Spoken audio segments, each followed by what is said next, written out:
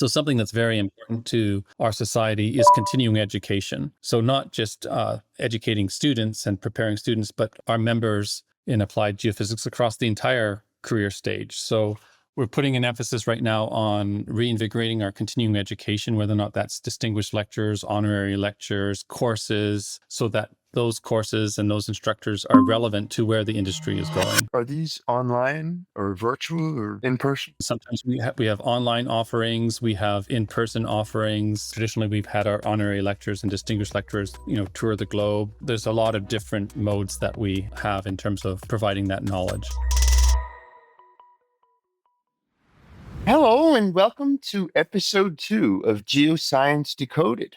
My name is Scotty Salamoff. I'm the Geophysics product SME at Blueware, and I'm in charge of integrating new deep learning methodologies with legacy seismic interpretation workflows.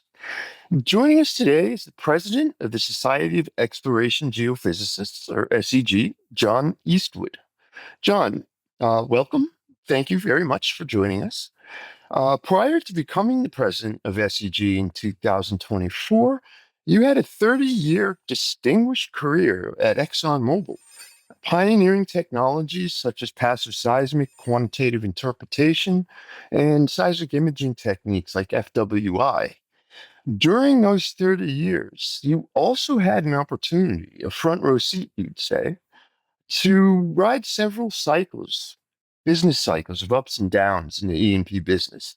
And I was hoping today that we could talk and maybe you could share some of your accumulated insight and knowledge with us, particularly with those of us who are just starting out or thinking about starting our careers in the oil and gas industry. So welcome, John. Thank you for joining us. Thank you, Scott. I very much appreciate being here. So the challenge of attracting new talent. Let's start at the beginning. Sure.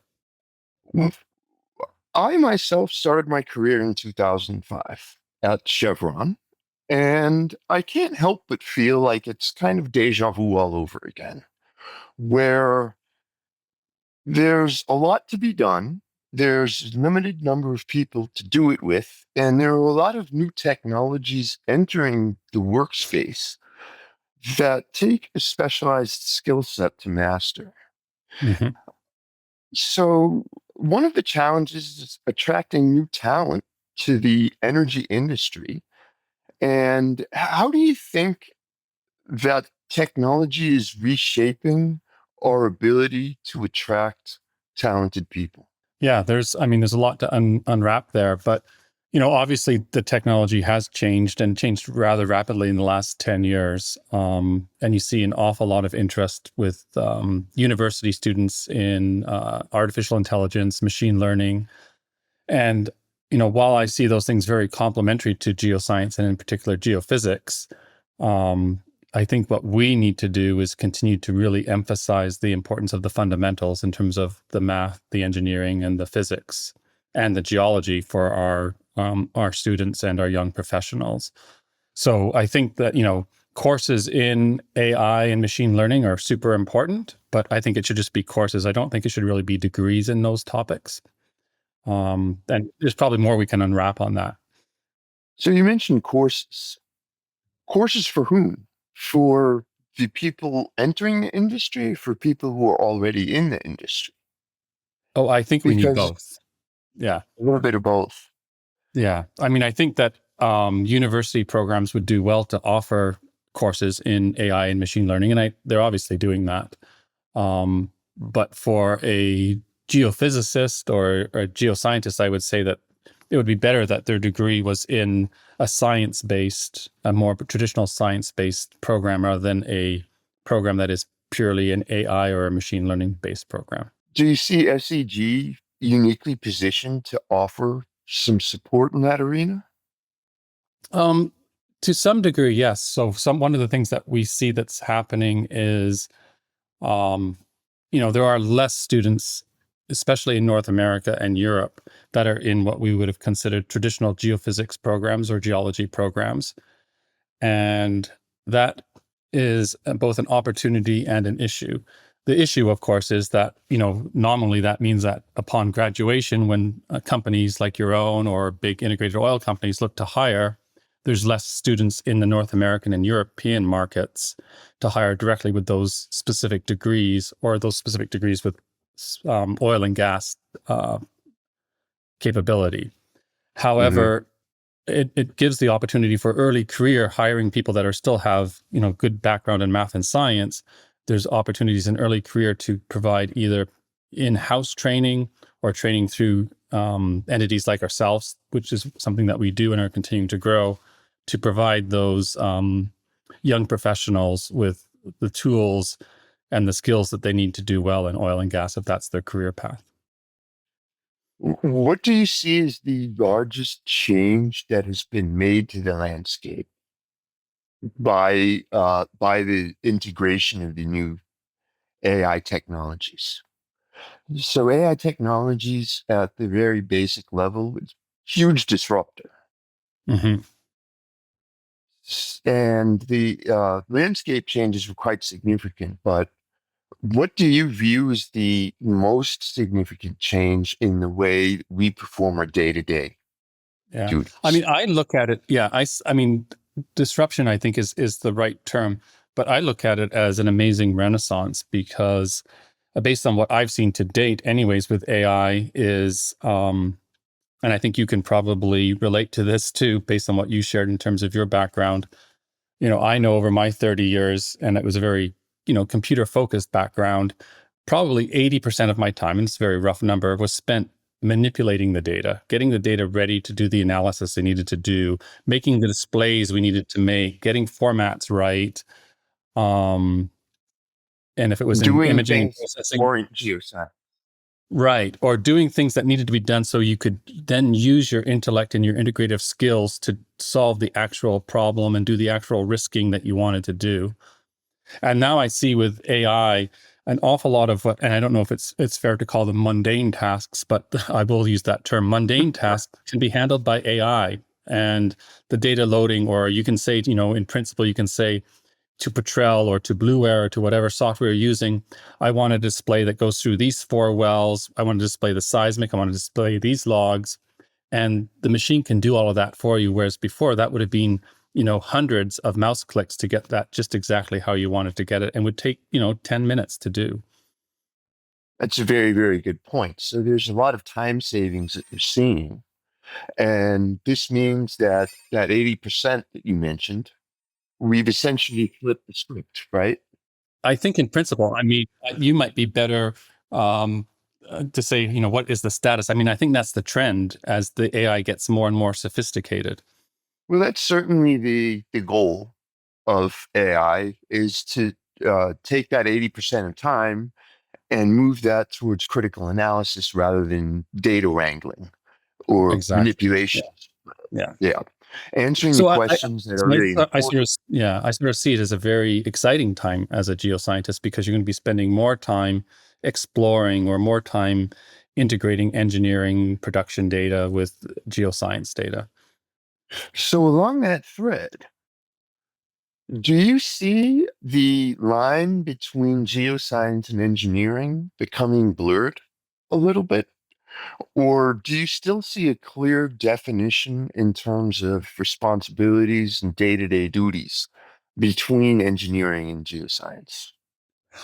I think that's a yes and type answer. So both. There's certainly a incredibly important role in terms of integration, and I think the best solutions occur at the interfaces between the disciplines. And so, in order to make that happen, you need to understand the disciplines that you're interfacing with.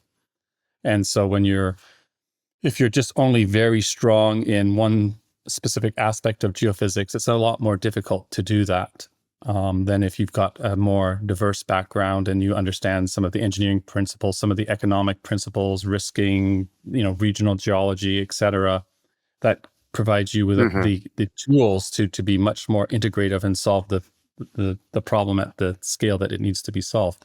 But having said that, I think there still is a need for those geophysicists that are very deep in their discipline and are working on the most intricate parts of, like, you know DAS or FWI or CC, carbon capture, different aspects of that. So I think you need both. Do you see AI continuing to be a specialized tool, or do you see AI expanding to a more generalized seismic interpretation space? Well, I certainly hope it expands to the seismic interpretation space.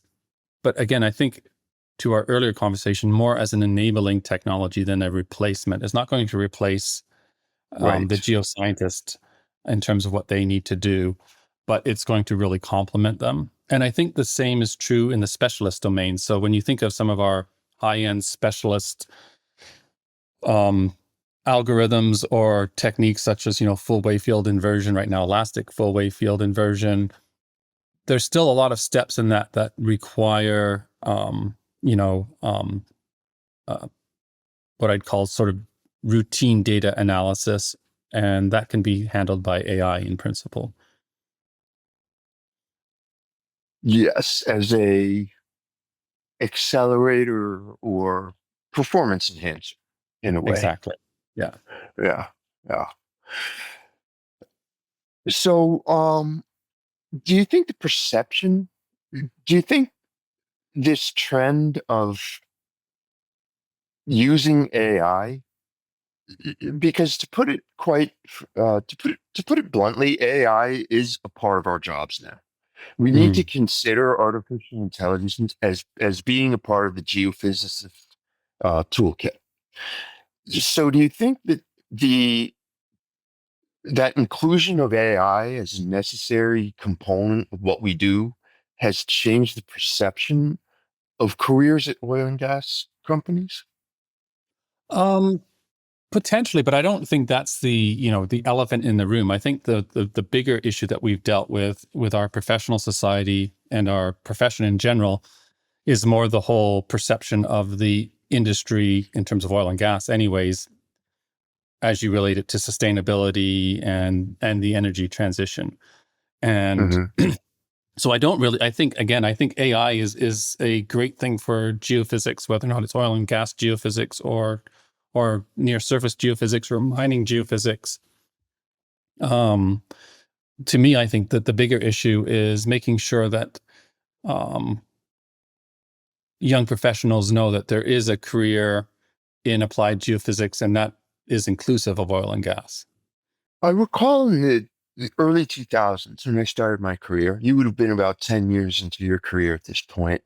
There was a lot of distrust around waveform auto trackers. A lot of old school geoscientists I worked with swore up and down there's no way you could interpret a horizon accurately with a couple seed points and clicking a button. Do you see artificial intelligence going down a similar path, or is there more of a intense uphill battle in terms of getting the community in general to accept technology? Yeah. I think when I think of that same technology, the auto tracking and whether or not it was with faults or with horizons, in the very early days, it was pretty unreliable. And then it evolved and got more and more robust. And it got to the stage that I remember anyways, where you could run it and then you could quickly QC your volume and you quickly hone in the areas where there's, more complicated things going on, whether or not it was with the data quality or with the intricacy of the geology or the reflections and make edits. But it allowed you to get 80% of the volume digitized with in a timely fashion, in a high quality fashion, then allowed the interpreter or the interpreters to work on that 20% that was the most important or the most uh, complicated. So I think it's a really good example of what we were talking about earlier, where it did the mundane for you and set the framework for you so that you could then concentrate on the 20% that really mattered. Right, taking the iterative tasks off your plate so you can focus on critical analysis that matters. So what I heard in your answer was that interactivity and responsiveness is actually a very important component of the tools that we use. The tools Hmm. that we use need to be able to keep up with the speed at which we're thinking, Right. right? Yes. So this is a hurdle that we've run into a lot with a lot actually, deep learning and AI technology in general when it's deployed for seismic interpretation is this hurry up and wait aspect where you need to select your model, you need to parameterize everything, and then you need to wait. And you need to wait, and then you wait, and then Hmm. you QC, you reparameterize, and it's a lot of waiting. There's a lot of waiting involved. So there are new interactive deep learning methods that are becoming popular, and these allow you to sort of converse with the network rather than a unilateral direction telling the network go this way. It's more of a conversation. Uh, Do you see any positives or negatives of one methodology over the other, where the traditional deep learning methodologies have a pre-trained network kind of architecture where you can pick a model off the shelf versus interactive methodologies where it's more up to you and your data to define what the network is looking for? Right. It's an interesting discussion for sure because it's sort of like, and it takes me back in my career. Myself and a very close friend and colleague of mine, we worked on something back in the early days, which was an interactive seismic facies with probabilistic neural networks, and um, it was exactly to what were just talking about. What we were trying to emulate was the way the seismic stratigrapher thought, and the way that they did their interpretation was the way that we were training the network on an interactive approach. And you could always update the interpretation. And back then, of course, we didn't have the compute power we have now with GPUs, and we didn't have the sophisticated machine learning algorithms. We were just using a probabilistic neural network and textual attributes. But I think what our epiphany was, and why even in those early days that technique was uh, fairly well recognized and used, was that it was very interactive, and it was emulating the way the seismic stratigrapher was looking at the data. And I think that if you want uptake and you want something that works in the workflows, that's probably the route to go, rather than a route that is non-intuitive, or like you said, the parameterize everything, submit it, and wait to see what happens, and then make adjustments, submit it, and wait to see what happens. That, I think, is much less um, conducive to uptake by generalists. Yes, I agree. I agree. And there's also the matter of with pre-trained models of bias. Hmm. So you're selecting a model that's been trained on data that may or may not be related to the data that you're looking at. Exactly. Yeah. Sometimes it's synthetic, sometimes it's not. But the point is that that model has its own biases. It's bringing Yes. its own feelings, if you will, into the picture. Hmm. Whereas if you use an interactive method and you approach your data that in an interactive manner, you're listening to what your data has to tell you, and you're not focusing on the model. You're focusing on the data. The whole objective is to provide the best quality data that you can Yeah. to the model. So I think it's very interesting to see how we have this sort of mini evolution of artificial intelligence happening within our industry. Hmm. And it will be interesting to see what the next big step will be. From your viewpoint as the president of SEG, you get to see a lot of what everybody's doing. Where do you think the next biggest breakthrough is going to come from with AI in subsurface? Let's just say subsurface interpretation. So, gosh, that's a pretty deep question. It's a sort of a crystal ball question. Um, when I would look at interpretation, I still see, for the most part, the interpretation paradigm is still, 2.5 dimensions at best. It's not truly 3D. been a lot of forays into trying to make things truly 3D, or so. I think there's opportunity there in terms of with the, I'm very interested in the sort of technologies that Apple and Meta are working on in terms of being really immersive in the data. And I think that that's where, with compute power, there could be a renaissance rather than, working with flat screens and mouses and that sort of 1980s, 1990s technology and paradigm. Do you remember the 3D Viz rooms at all? Yes. Oh, absolutely. Yeah. That And, was a good I think, idea for 6 months. I think that it's one of those things that's similar to a lot of technologies where the idea often happens well ahead of the compute power that is necessary for it to be successful. That's an And excellent point. Excellent and point, John.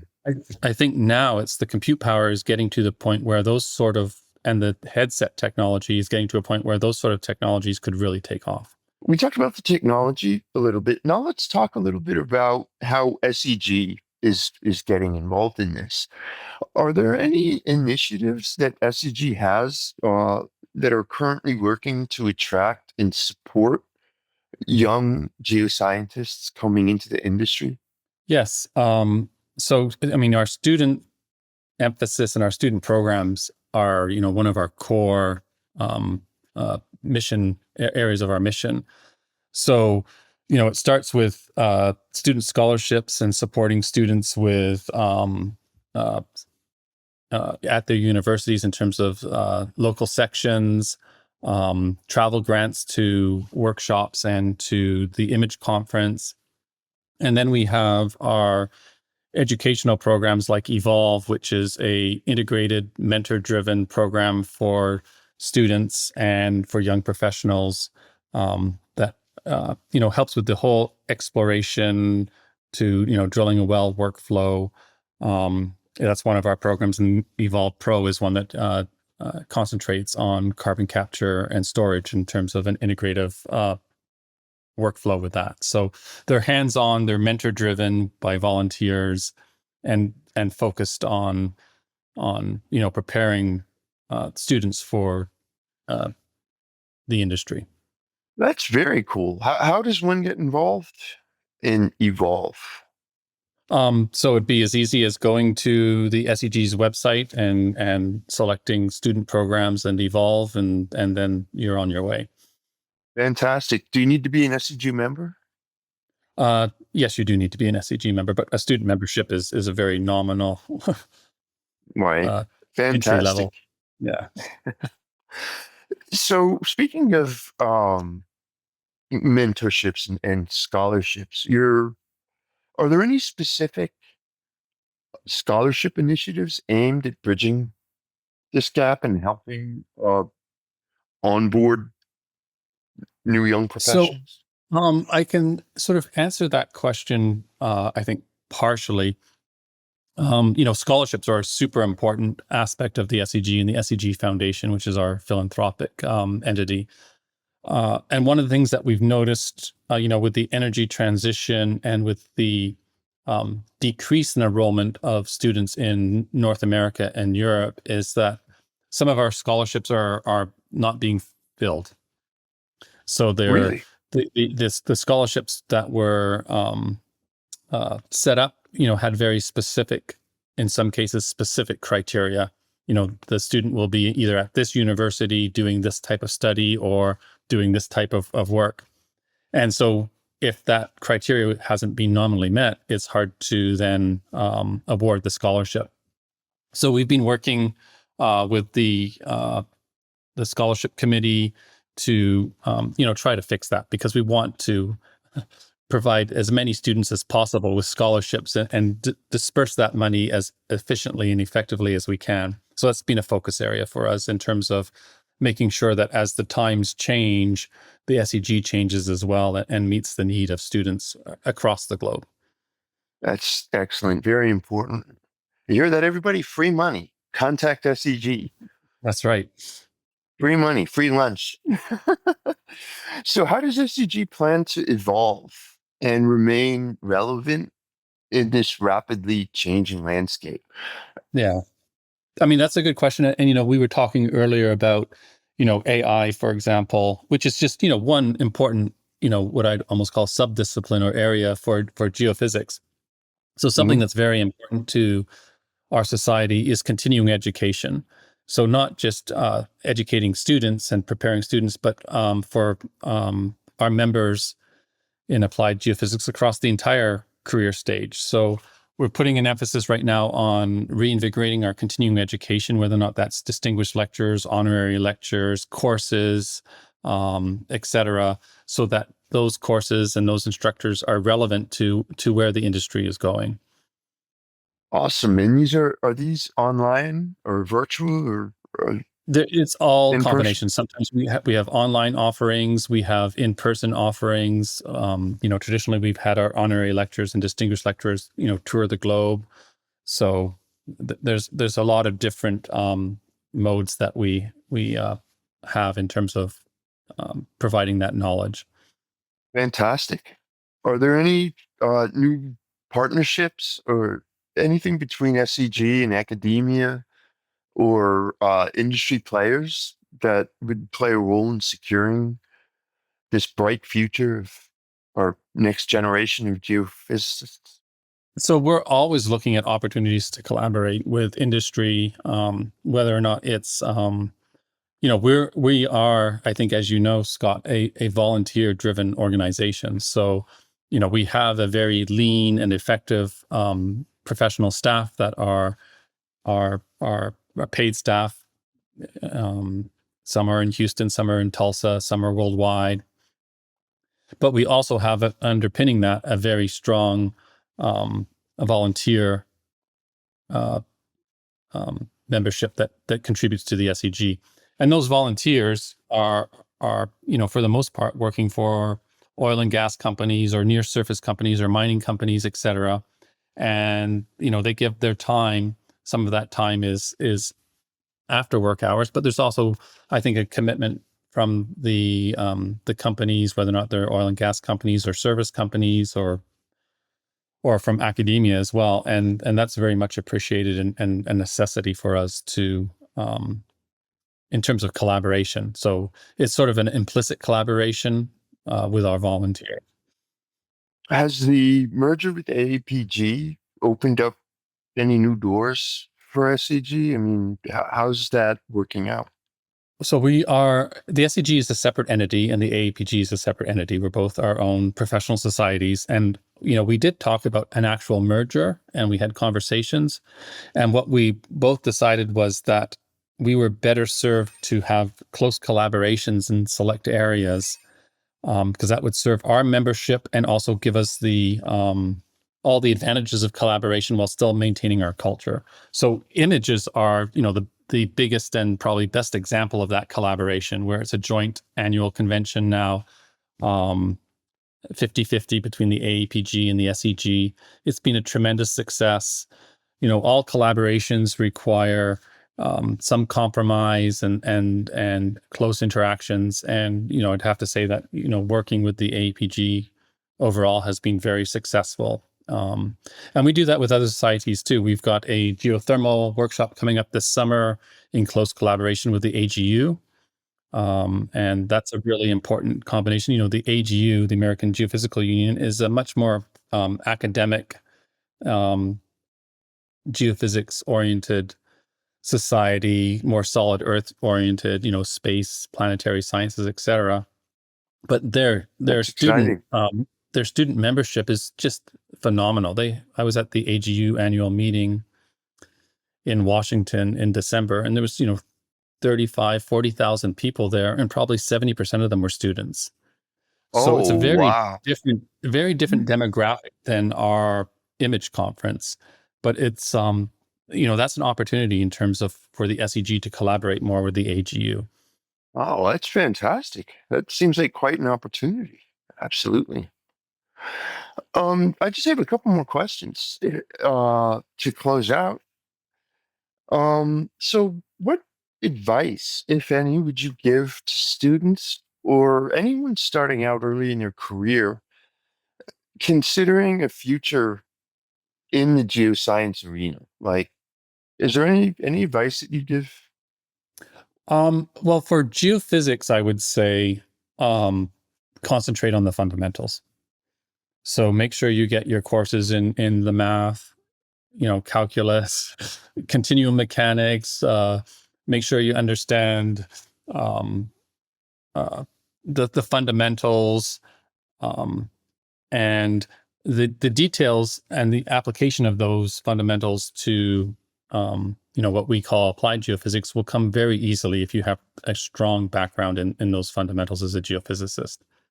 And similarly, make sure you understand the principles of the geologic principles too. So make sure you have some courses in geology if you're a geophysicist, and also get some courses in computer science and AI machine learning. But I'd say that the 70% of your course load should be math and science and the fundamentals, and then 30% can be the what I call the complementary peripheral courses. And that's what I think is the ideal recipe for success. Hmm. Because I think one of the, I don't know if it was a mistake, or a trap, but some of the North American universities and European universities almost became too oil and gas focused. Too many courses on the specifics of seismic processing or seismic interpretation, or Yes. et cetera. And then when things pivot, those courses all of a sudden aren't relevant anymore. But Right. learning the fundamentals is always relevant. That's right. It becomes too hyper focused, and yeah, it can lose its relevance if it's too hyper focused. That's an interesting comment you made actually, because I hated math. I didn't get math until graduate school, when it was presented to me in a seismology course in a way that meant something. Yeah. And then it just clicked. And then from then on, math made sense. It was the weirdest thing in the world. And I think that, that's an opportunity for, our society then to fill in that gap. So for the recently graduated university students, we can help industry along that path and partner with industry for, courses in terms of that are applied. In the past, the large integrated oil and gas companies would have their own in-house training. But Yes. now we've seen the trend over the last 10 to 15 years is that a lot of that training is being done either by professional societies or specific, entities that are offering training courses. And I think that's an important role for professional societies to play. So internal training is being outsourced now. I'd say that's the trend, yeah. Okay. Huh. At Chevron, I went through the 5-year Horizons program. So it'll be interesting to hear what they did with that. Um, so John, how can our listeners get involved with SEG's initiatives and support SEG's in the next generation of geophysicists? How, how can members like me become more involved and give our support to the next generation? So it starts with membership, of course, but more important than membership is participation. And so when I speak of participation, that could be, a way to get started is attend a workshop or a continuing education course, or go to the image conference. Present a paper would be even better. Um, and that will open doors in terms of, you can see what committees the SEG has. You can go onto the website to see the committees we have. You can always put your name forward to join a committee and get involved in the direction, whether or not it's an AI committee or a 4D committee or a near surface committee, um, or a carbon capture, et cetera. That we have all sorts of different committees. You can get involved in publications, becoming an editor, for example. There's just so many volunteer opportunities that will enhance your career as a geophysicist, internal to the SEG. And one of the things that we're looking at doing explicitly is making sure that we've got the right level of diversity in our committees. And a focus in that regard is having, the next generation that you were speaking to, making sure that we have younger members involved in our committees, because a lot of our younger members, I think, are a bit intimidated to join a committee or put their name forward. because they don't think they're qualified yet. And what we're seeing is getting that fresh perspective in the committees is critical for us in terms of the direction we want to go in, and making sure that we just don't get stuck in a rut. Yeah. If it's critical both sides get involved as much as we possibly can. And knowledge transfer is really key at this point. We have to do a lot more with a lot less, and more importantly, we need to make sure that the right learnings get communicated to the right people who are coming Right. on board. Yeah.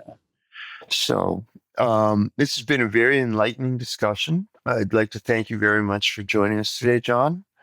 It's been a pleasure having you. And please tune in for the third round of Geoscience Decoded next month. Okay, great. Thank you Thank very you. much.